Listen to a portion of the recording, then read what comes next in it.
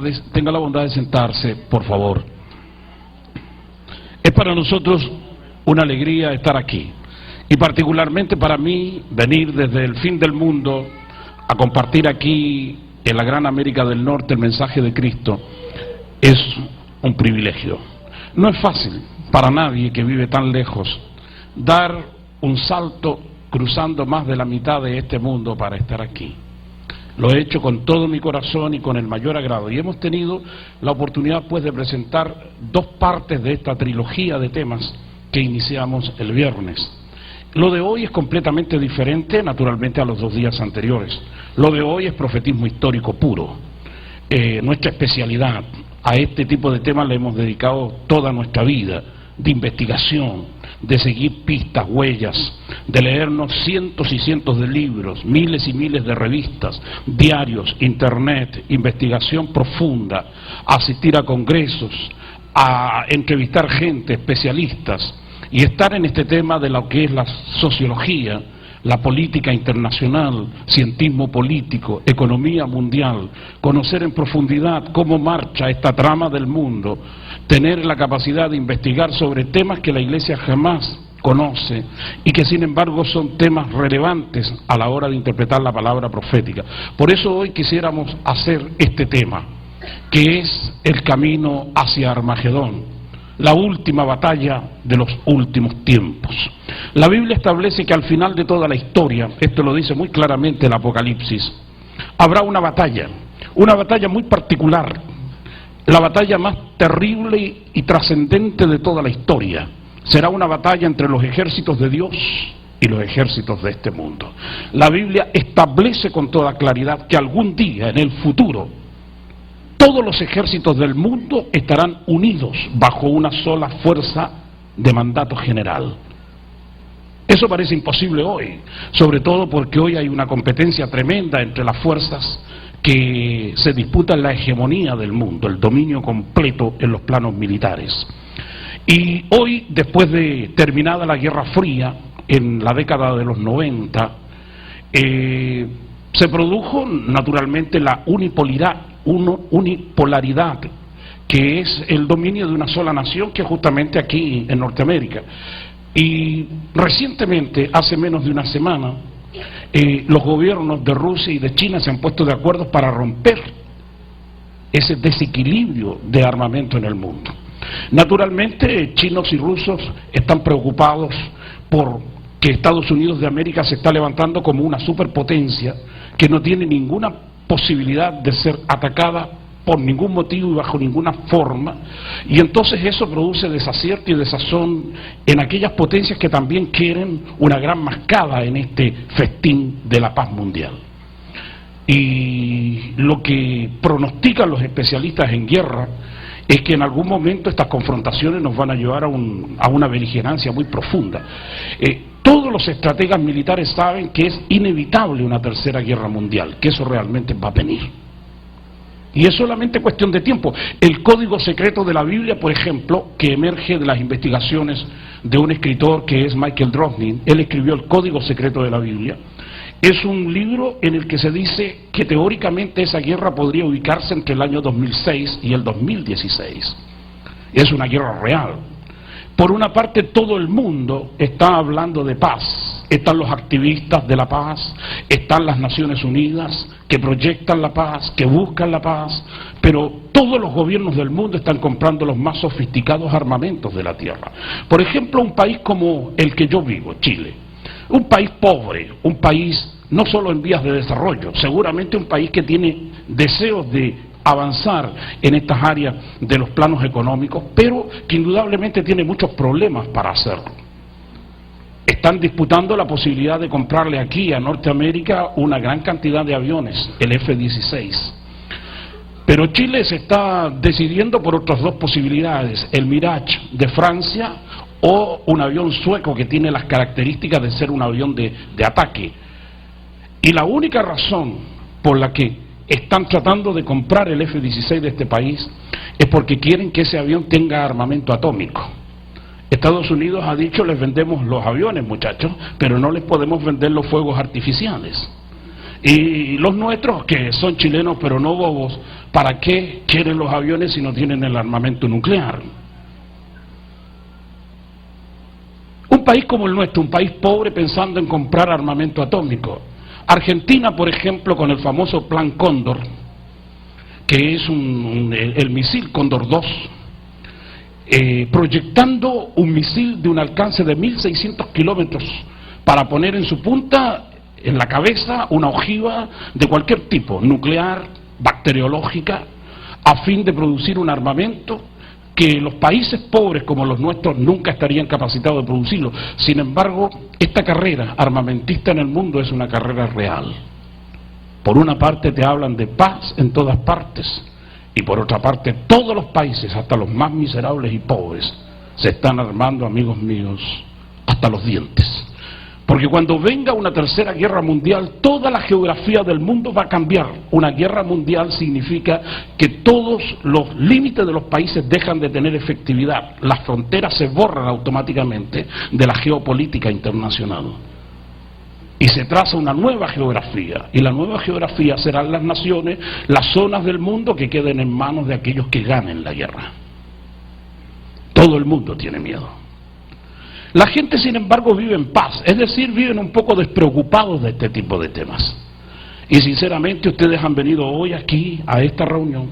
Estamos grabando esto en el mes de julio del año 2001 en la ciudad de Los Ángeles, en California, en Estados Unidos. Es bueno decirlo para que quede un testimonio de la posteridad de lo que vamos a decir después.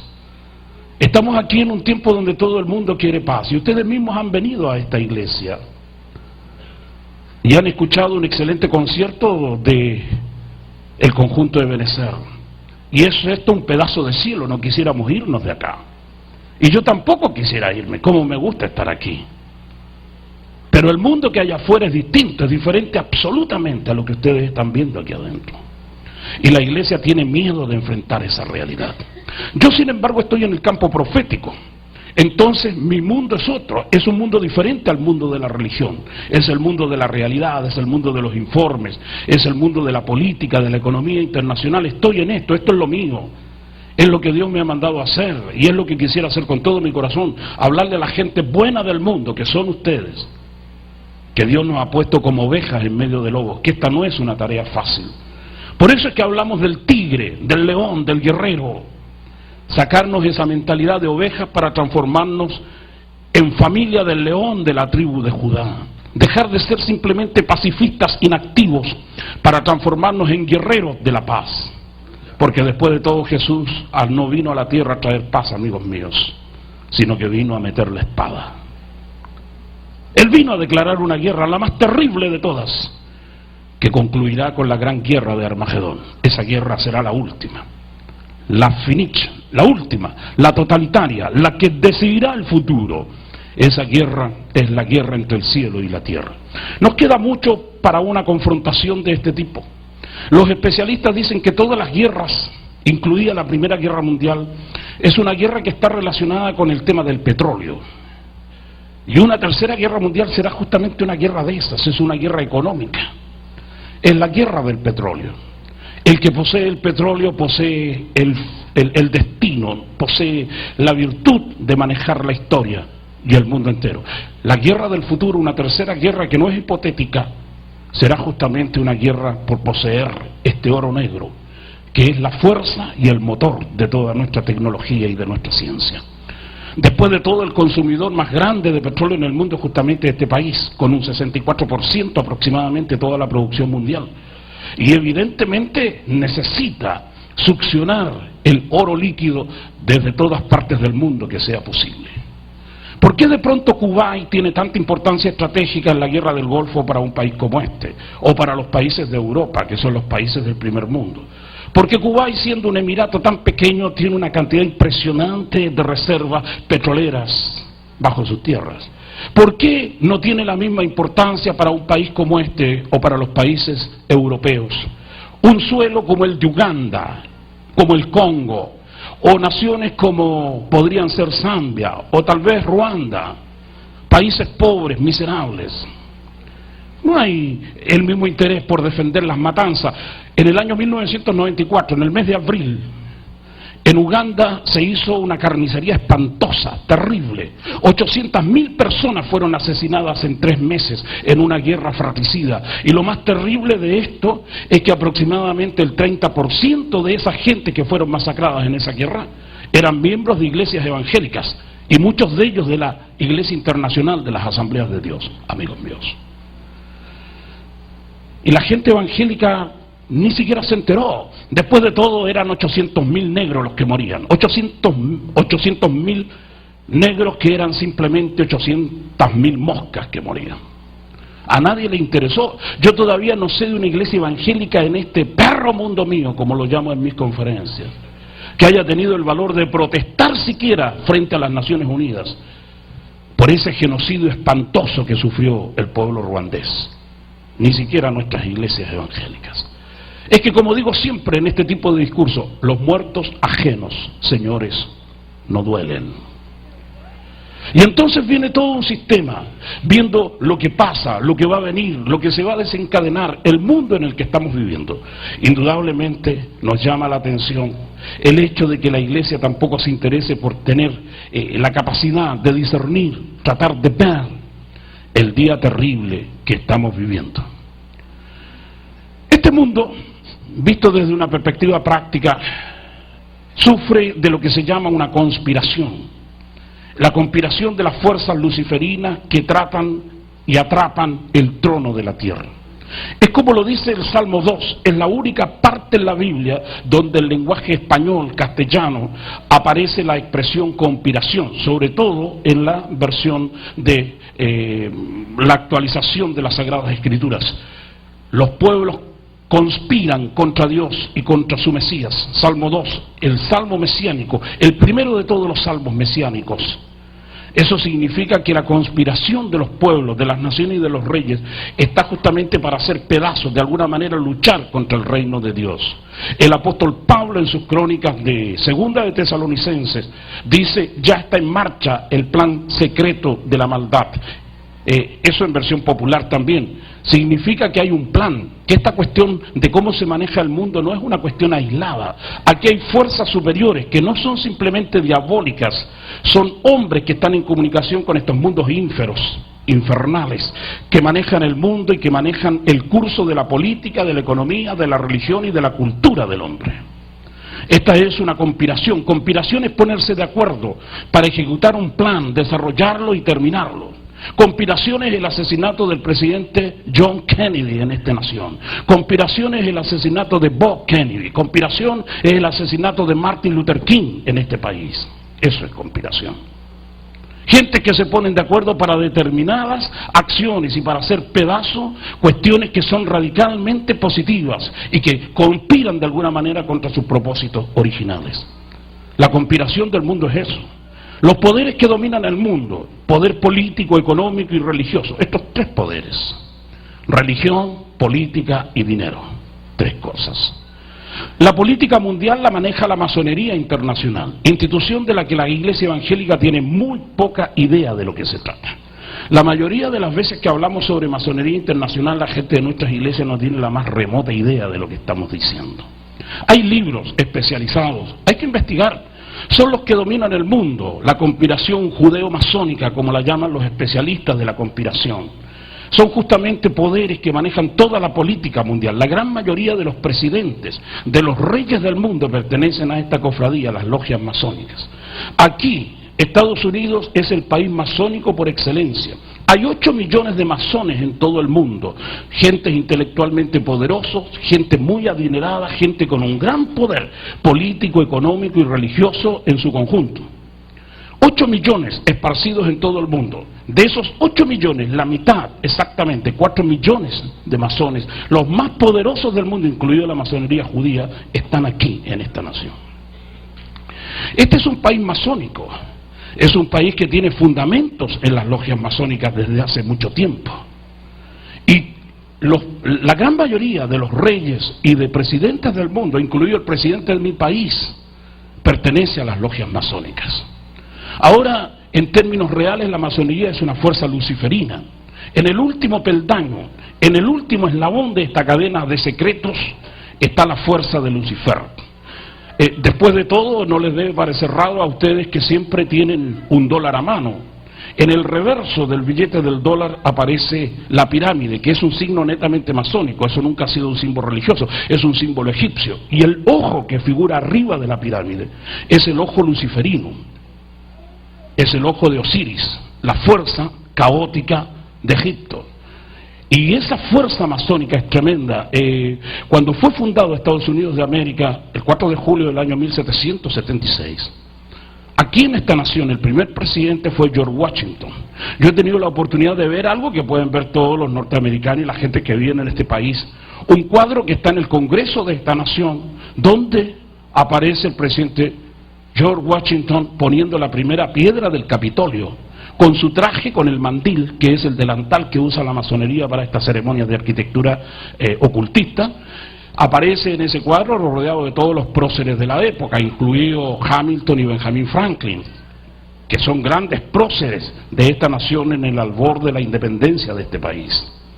Todos los demás presidentes de Estados Unidos han pertenecido a la masonería, aproximadamente un 75%, y el otro 25% que no fueron masones en la historia, nunca estuvieron en contra de la masonería. Y el presidente actual pertenece a una cofradía que es la más siniestra de todas las ramas de la masonería mundial, la Orden de la Calavera y de los Huesos, originada en la Universidad de Yale, en Connecticut. Yo he tenido la oportunidad de estar predicando en New Haven y tuve la ocasión de estar allí en la Universidad de Yale. Las historias que se cuentan de esta cofradía es espantosa, y los investigadores que se han dedicado a ver el trasfondo de la política de este país son gente que han corrido altos riesgos para desentrañar una maraña y realmente una cuestión que se vuelve siniestra en una nación como esta. Eso es la historia. Ustedes pueden ver estos datos en la internet, pueden buscarlo en los libros. Yo no estoy inventando aquí fantasías. Lo más terrible de esto es que gente que pertenece a logias masónicas son también evangélicos. Y ustedes los ven escuchando los sermones de Billy Graham y los ven escuchando a los predicadores de este país. Yo sé que en esta nación faltan hombres de la palabra profética, hermanos míos.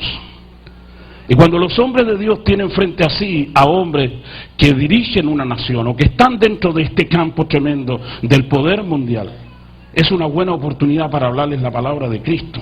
Esta es una cadena de fuerzas tiránicas, infernales, terribles y espantosas que manejan el mundo. Todas estas secuencias de realidades son realmente impresionantes. El presidente George Bush, en el año 1990 aproximadamente, con ocasión de la Guerra del Golfo, él declaró y enunció un principio que después de estos 20 años ha tomado una fuerza tremenda. Él proclamó el nuevo orden mundial, que es la misma frase que aparece en el billete de $1, el nuevo orden seclorum, escrito en latín, que es el idioma del Imperio Romano. Es curioso que un país que habla inglés de pronto en su moneda tenga inscripciones latinas. ¿Qué tiene que ver el idioma latino o el idioma latín, más bien en un país que no es ese su idioma original? La respuesta es clara. En todas partes, en cualquier país del mundo donde aparezcan inscripciones en latín, significa que detrás de eso está la masonería internacional. Los eslogans nuestros, de nuestros países, de las repúblicas latinoamericanas, todas están llenas de consignas masónicas. Por eso es que todos los libertadores de América, incluido don José de San Martín, el mariscal Sucre y también don Simón Bolívar y todos los próceres de Centroamérica que lucharon en contra de la corona española para la emancipación de sus naciones, eran todos miembros de logias masónicas. Evidentemente eran proclives a Inglaterra, porque Inglaterra es un país masónico. Y naturalmente los reyes de España, que eran parte del imperio que en ese momento gobernaba las naciones, eran absolutamente enemigos de la corona británica. De esta forma entonces el poder político se consolida en la masonería. Y este país, que es la cabeza de las naciones del mundo, la gran mayoría de los congresistas de esta nación pertenecen a logias masónicas. Pero lo más tremendo es que de los 600 congresistas que tiene este país, 500 van y asisten regularmente a las iglesias evangélicas. Nos preguntamos con toda fuerza, nosotros, yo que soy un hombre de mundo, pero no mundano, un observador, un investigador desde fuera, me pregunto qué relación puede tener un verdadero cristiano con una cuestión, una organización que es netamente y absolutamente luciferina. No hay ninguna relación entre la luz y las tinieblas. Esta cuestión es así. Ahora, ¿cuál es el futuro de estos gobiernos? El nuevo orden mundial se va a establecer. El primer gran paso que ha dado este movimiento del nuevo orden mundial es lograr la Unión Europea. Eso es realmente un acierto extraordinario. La Unión Europea surgió luego de la Segunda Guerra Mundial. Por eso les digo que una guerra mundial cambia la geografía completa de los pueblos.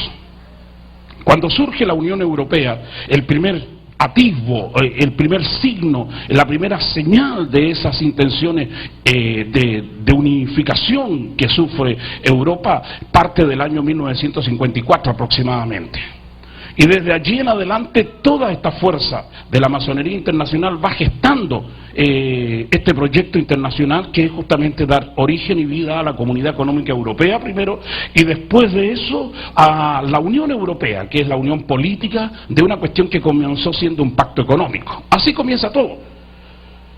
Fíjense ustedes en el color de las banderas. El color de la masonería es el color azul. La bandera de las Naciones Unidas tiene ese fondo que está derivado del color azul. La bandera de la Unión Europea, con esas 12 estrellas, o 15 en este momento, que son los países comunitarios, el fondo es el mismo. El fondo de la bandera de la OTAN tiene el mismo color de estas tres banderas. Nos atrevemos a decir con toda certeza que algún día, cuando el anticristo establezca su dominio sobre el mundo, el fondo de la bandera va a ser también azul, amigos míos. Esta es una verdad, parece impresionante de pronto decirlo de esta forma tan brutal, pero el dominio del mundo está en manos de este tipo de fuerzas. Ahora, la criptocracia, que es el gobierno oculto de las tinieblas, tiene algunos problemas para llevar adelante esta magnífica empresa que han acometido desde hace mucho tiempo. Un problema físico es la democracia. Porque el gobierno del anticristo es un gobierno dictatorial, no es demócrata. Y para que se pueda establecer un gobierno dictatorial en el mundo hay que eliminar la democracia. La democracia está muriendo, amigos míos. La democracia está muriendo ahora mismo. En América Latina ni qué decir. Yo creo que en América Latina la democracia está muerta, está viciada. Corrupción, malos policías, malos jueces, malos gobiernos, presidentes corruptos, presidentes encarcelados, acusados de narcotráfico, degenerados, muchas veces proclive a situaciones que los ponen en tela de juicio, presidentes que se escapan como el presidente Fujimori de Perú, acusado de desvalijar su país, como el presidente Menem de Argentina, que está acusado de participar en el tráfico de armas a Croacia y a Ecuador, preso en este momento en una residencia privada. La democracia está desprestigiada y la democracia está muriendo. El ausentismo en las elecciones parlamentarias o presidenciales en América Latina es impresionante. La gente no quiere votar por sus ministros o en este caso por sus políticos, y la gente joven ni siquiera quiere inscribirse en los registros electorales porque la gente joven ha perdido la certeza de que de alguna manera los políticos pueden ayudar y ser honestos. La democracia está muriendo. Y es como dicen los especialistas en este tipo de temas. Si la democracia no logra estrechar la brecha que hay entre ricos y pobres, los especialistas en política internacional dicen que dentro de muy poco tiempo en América Latina vamos a volver a tener a los militares mandando el mundo, amigos míos. ¿Es eso lo que va a pasar? Yo creo que los gobiernos militares van a volver, aunque les parezca a ustedes increíble lo que estamos diciendo. Porque esta es una preparación al gobierno que va a venir después, un gobierno de un dictador terrible y espantoso, que hará que todos los hombres grandes y pequeños no puedan comprar ni vender, sino solamente si tienen el nombre de la bestia, la marca de la bestia o el número de su nombre. Porque el número de la bestia es un número de un hombre, dice la traducción King James. El número de un hombre, un número cibernético, indudablemente un número mágico, un número que tiene que ver con la computación, con este alto y maravilloso adelanto de las computadoras, Un mundo controlado como ustedes ni siquiera se imaginan. A propósito de eso, del control sobre las naciones, Nimrod, el primer anticristo político que registra la Biblia, el constructor de la Torre de Babel, el que construyó la ciudad de Nínive en los viejos tiempos, vuelve a resucitar hoy con esto del nuevo orden mundial. Y indudablemente es un personaje siniestro. El Nimrod de hoy tiene volando sobre nuestras cabezas una cantidad impresionante de satélites.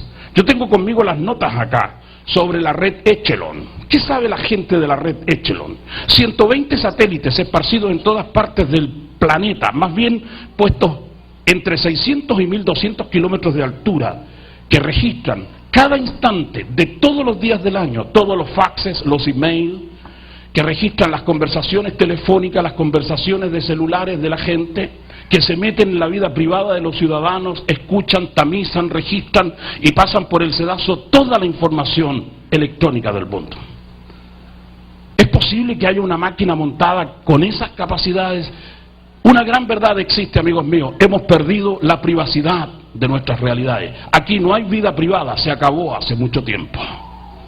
Hay un gran espía, el ojo del gran hermano, el Big Brother, como lo llamó George Orwell en su famosísima novela de anticipación, 1984, escrita en el año 1948, hace ya 50 años atrás.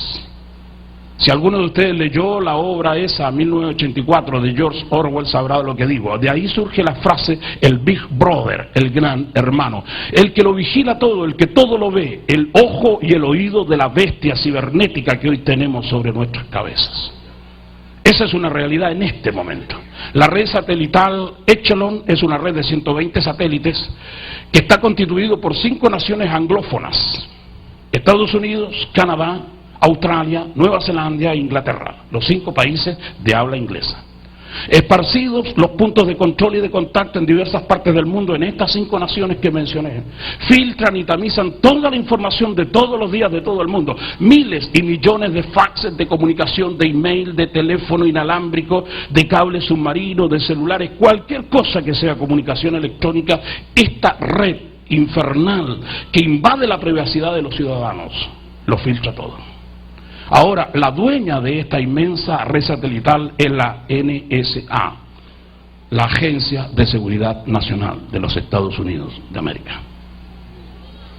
Ahora, ¿por qué yo estoy en este tipo de protestas? Porque los ciudadanos de este país han protestado, porque han habido violentas repercusiones en el Congreso de esta nación, porque se han publicado cantidad impresionante de libros que hablan de esta realidad, y porque en todo el mundo se han sembrado estas situaciones. Esta red Echelon, la existencia de la red Echelon apareció recién en la internet el día 24 de febrero del año 2000. Y si ustedes tienen acceso a la red de internet y pueden chequear la prensa internacional, se van a dar cuenta que ese día comienza el infierno de la red de Echelon.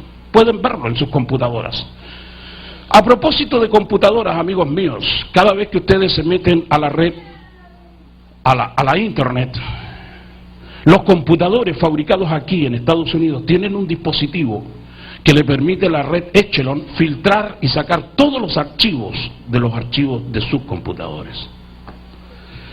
Es una ley.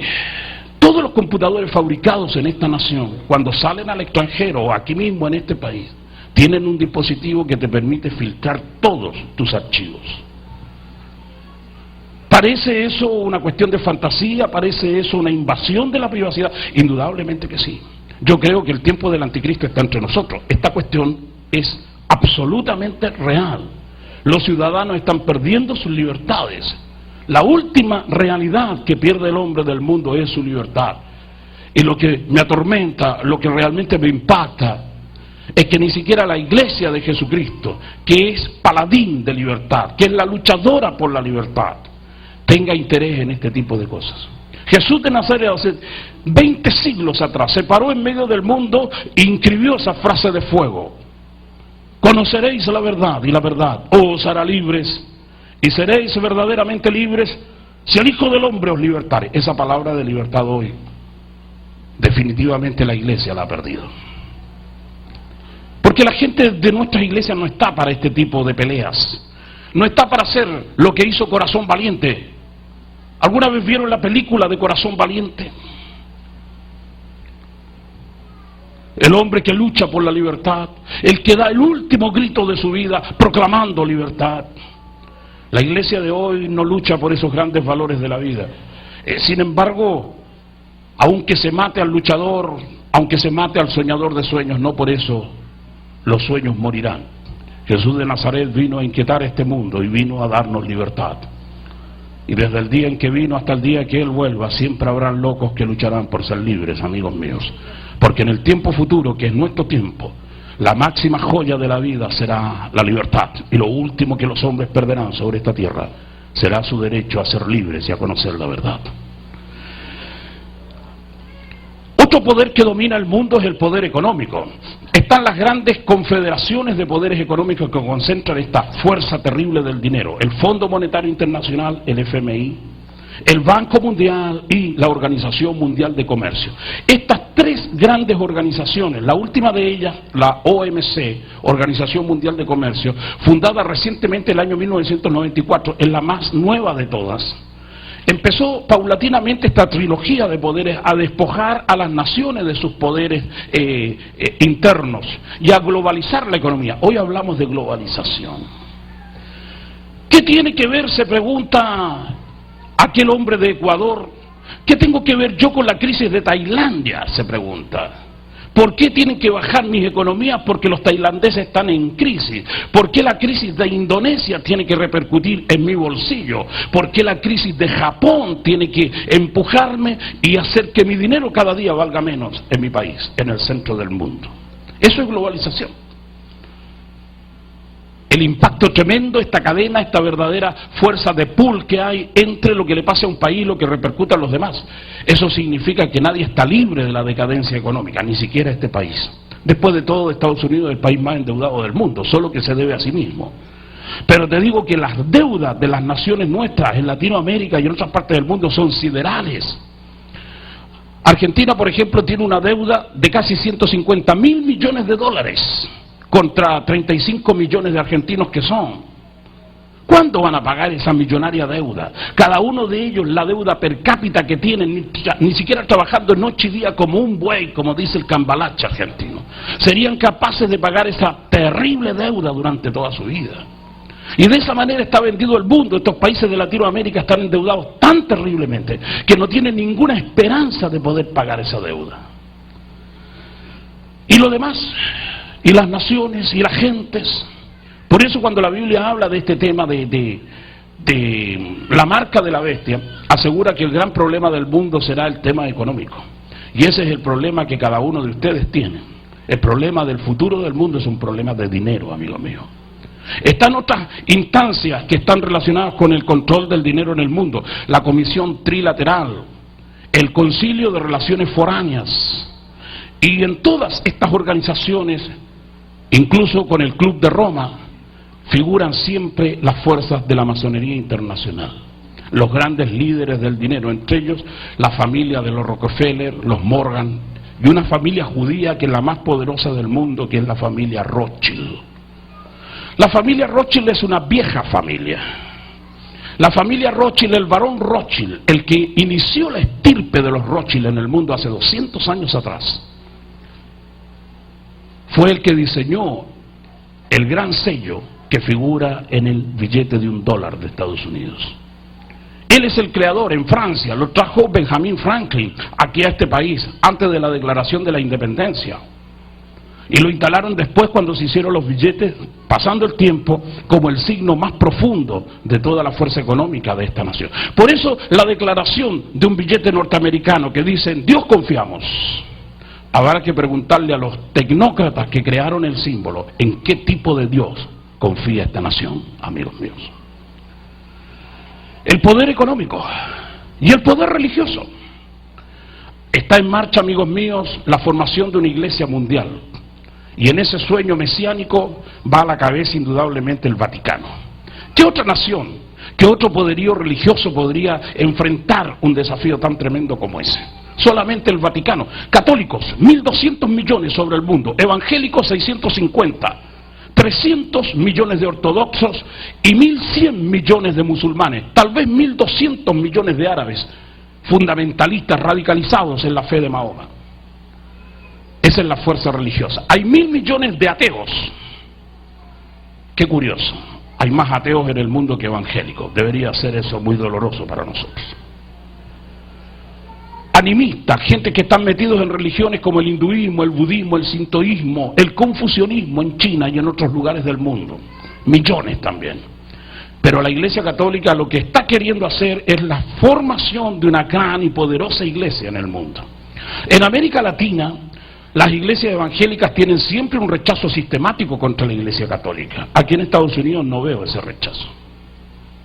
La gente es más asequible, es más fácil reunirse con estos estamentos religiosos.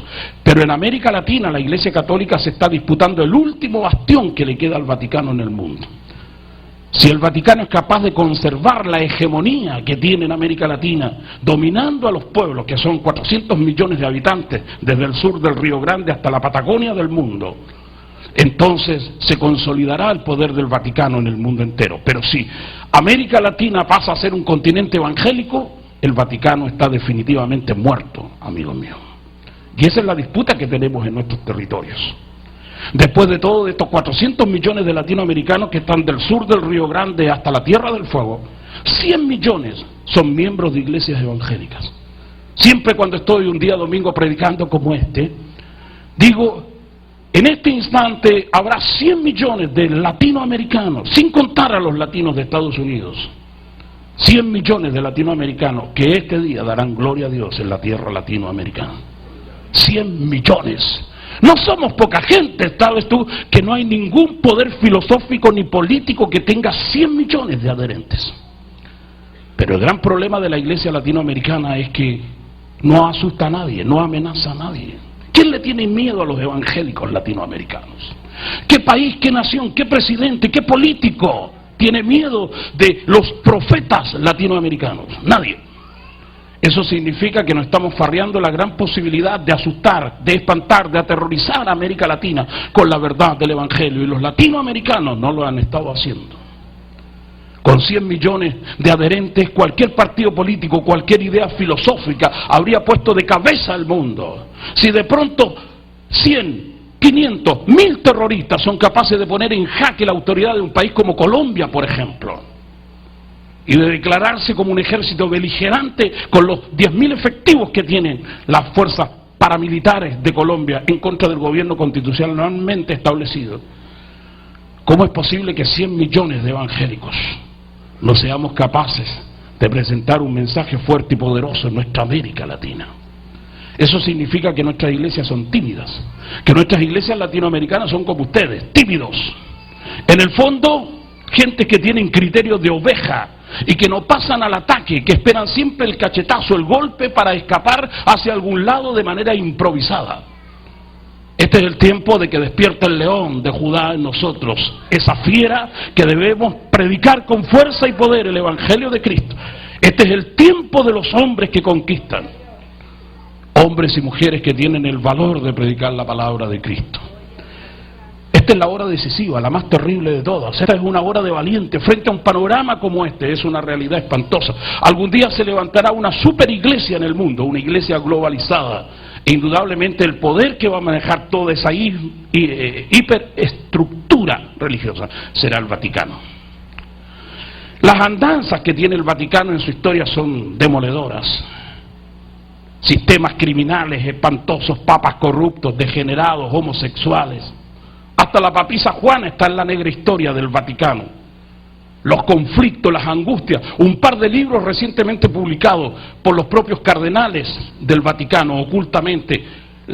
El Vaticano contra Dios, por ejemplo, que es un libro que al Vaticano le ha producido un escozor terrible y que realmente yo he leído el libro, lo tengo conmigo en mi biblioteca, que habla sobre las andanzas actuales del Vaticano, cómo la masonería se ha metido en el Vaticano, cómo está con esta fuerza terrible del Opus Dei, el mundo de los jesuitas, de cuestiones terribles y espantosas, las andanzas ancestrales de esta cofradía satánica que es la fuerza jesuítica, que está metida en las iglesias evangélicas, pastores que están coludidos con estos movimientos ecuménicos y agentes del catolicismo que han llegado hasta el pastorado de las más poderosas iglesias evangélicas del mundo. Jesuitas fueron los que planificaron el asesinato hasta de el presidente Abraham Lincoln en esta nación. Han sido asesinos sistemáticos a través de la historia, no solo genocidas, sino que también magnicidas, que se han dedicado a borrar gobiernos completos en su larga historia de crímenes, desde el año 1500 en adelante, cuando fue fundada esta cofradía por Ignacio de Loyola, hasta el día de hoy. El Santo Oficio, esa fuerza persecutora de la Iglesia Católica, que mató desde los días de Cristo hasta hoy 60 millones de personas en las hogueras y en las cárceles del mundo. Esa es la historia que carga el Vaticano encima de sus lomos. Y ahora, la paz, los sueños, los discursos. Fueron los que organizaron la guerra de Rusia en el año 1900 y moneda. Organizaron la Primera Guerra Mundial y la Segunda Guerra Mundial. Apoyaron el movimiento nazi de Adolf Hitler. Después de todo, Adolf Hitler era católico, igual que Benito Mussolini en Italia, igual que el presidente Franco en España. Los tres príncipes de la Iglesia Católica en el mundo de la política durante la Segunda Guerra Mundial. Yo he tenido la oportunidad de ver las fotografías de la firma de los concordatos entre las fuerzas nazi y el Vaticano, donde el propio Papa Pío XI está firmando el documento, y en uno de los ángulos aparece el obispo en ese momento, Montini, que después llegó a ser el Papa Pablo VI. Toda esa cofradía de hombres de un poder omnímodo sobre la tierra, que manejan la religión de Cristo en el ámbito católico, firmando un documento de no agresión y de apoyo al nazismo histórico del mundo. Y cuando los nazis perdieron la guerra, fue el Vaticano el que extendió pasaportes falsos, presentando a muchos líderes del nazismo criminal histórico, presentándolos como monjas o como curas de la Iglesia Católica. Muchos de ellos se instalaron en el sur del mundo, entre ellos países como Bolivia, Chile, Paraguay, Argentina, Uruguay. Ese es el poder que controla el mundo. Poder económico, político y religioso. Armagedón está más cerca de lo que imaginamos. No falta el tiempo en esta loca y apresurada carrera mía por dar estos datos que son realmente volcánicos. Por el deseo de transmitir esta idea, ya sé que esta es la última vez que voy a estar con ustedes. Quiero dejárselos grabados también, para que sepan que existen sobre la tierra hombres libres, que buscan la verdad, y quisiéramos que hubieran hombres de la palabra profética anunciando a Cristo con el valor que solamente los valientes hombres de Dios tienen. Ese es el problema. ¿Vendrá algún día Cristo? Sí, señores, vendrá el Señor. Y la guerra de Armagedón va a ser la guerra definitiva y final. Eso es una realidad. Armagedón es la última batalla, y es una batalla contra los poderes de esta tierra.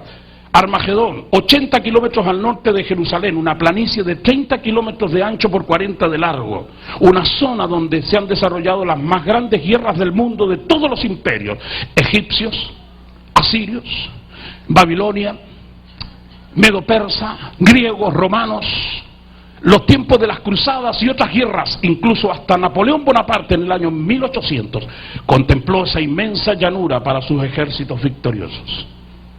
Armagedón, el lugar de la última batalla, es un lugar real. Si ustedes algún día tienen la oportunidad de ir a Israel, seguramente los guías turísticos los llevarán también a la zona de Armagedón, en esa planicie infernal que es el sitio del mundo que tiene más muertos en sus arenas calientes y que tiene más historia bélica que cualquier otro punto de la tierra. En ese lugar se desarrollará la última batalla de la historia, y será una guerra entre el cielo y la tierra. Apocalipsis, de pronto dice: y vi al sexto ángel que derramó la sexta copa de la ira sobre la tierra, y vi salir 3 espíritus inmundos con formas de ranas que van por todos los países de la tierra engañando a los reyes y a los gobernantes del mundo, a fin de reunirlos para la gran batalla del Dios Todopoderoso. El versículo 16 de pronto apunta y dice: y los reunió en el lugar que en hebreo se llama Armagedón. Eso es lo que va a pasar. Significa que los ejércitos del mundo se van a poner de acuerdo. ¿Qué es lo que puede poner de acuerdo a todos los ejércitos de la tierra que se han peleado desde que nacieron hasta el día de hoy? ¿Qué podría poner en acuerdo a los generales del mundo, a los presidentes y a los reyes ¿Qué podría ponerlos de acuerdo para que unidos tuvieran la capacidad de juntarse y de luchar contra un enemigo en el futuro? La única posibilidad que existe es que se produzca una amenaza tan grande desde fuera de la tierra que obligue que todos los ejércitos del mundo se junten en un solo propósito. Y eso es lo que va a venir. Los estrategas de guerra, ya se los dije el viernes, saben perfectamente de que esta es la guerra total. Va a haber una invasión aquí. Y la gente de la tierra no va a querer la invasión. Pero el reino de Cristo será eso, será una invasión terrible sobre el mundo, amigos míos. Ahora imagínate, ciencia ficción pura lo que voy a hacer a continuación. Imagínate, solamente ciencia ficción lo que te voy a decir.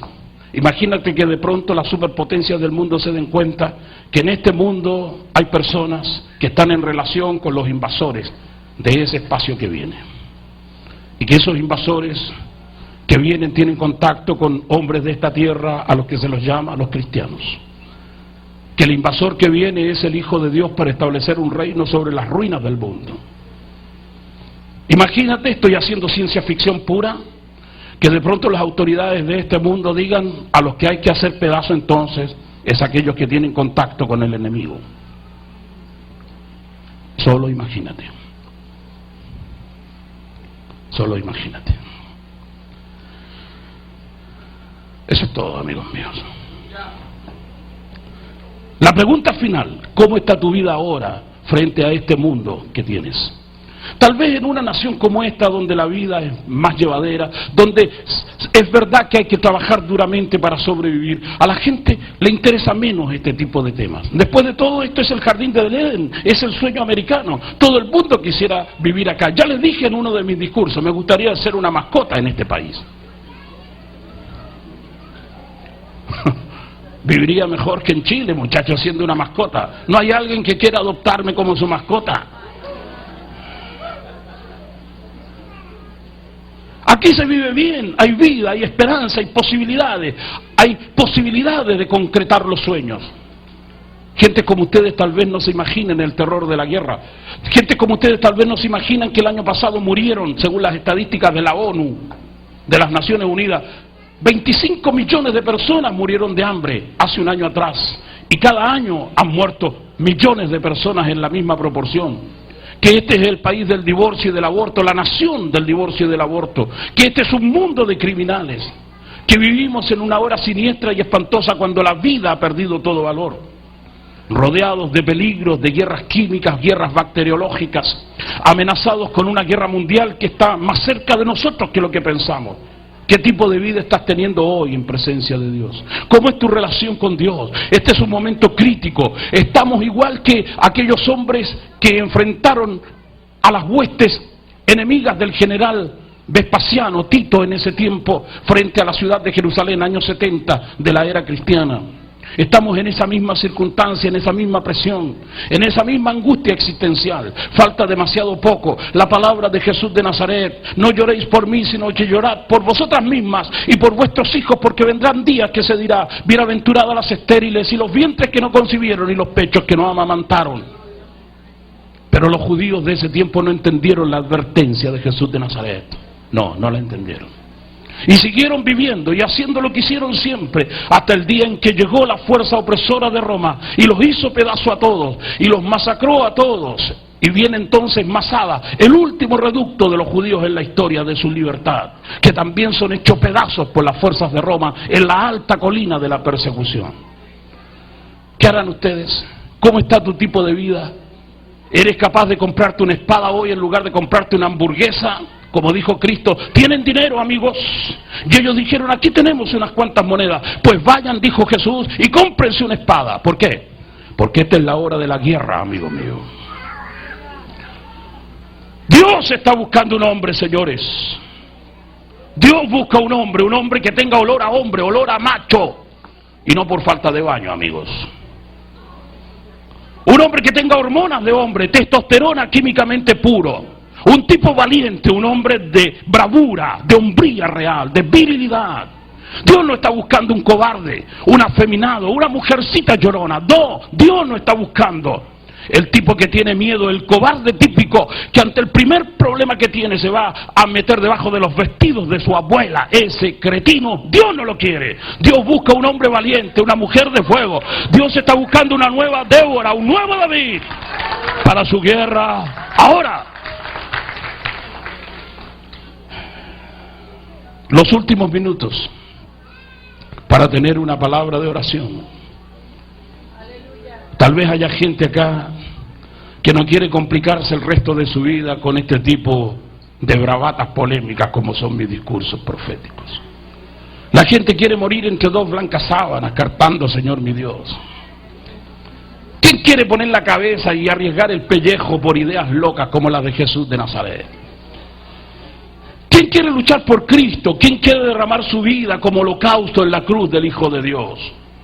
Vivimos en una sociedad de gentes cómodas, pero de pronto aparece este Hijo de Dios con una palabra que te incomoda, con una palabra que te hiere, con una palabra que te avergüenza, con una palabra que te desafía, con una palabra que te dice que eres simplemente un proyecto de hombre, que nunca fuiste un hombre, que no tienes las hormonas para llamarte hombre, pero que si oras en fe, Dios puede transformar tu vida. Aleluya, gloria a Dios. Hoy hay bendición de Dios.